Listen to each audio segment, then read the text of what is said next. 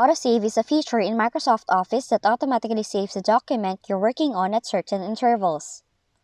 You may notice Microsoft Excel can automatically save copies of working workbook within certain saving intervals. But we can also have the AutoSave in Excel turned off.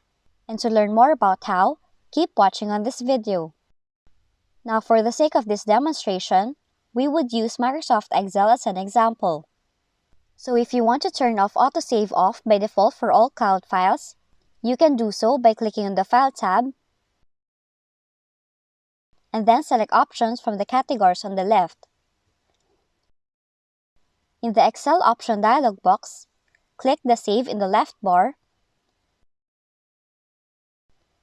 and then uncheck the Save Auto Recovery Information every X minutes box. Then, click OK to save the changes. From now on, Microsoft Excel won't automatically save copies of working workbooks.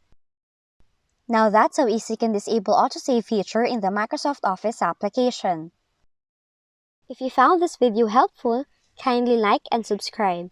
You may also click and turn on the notification bell so you can be notified from whenever we release new videos.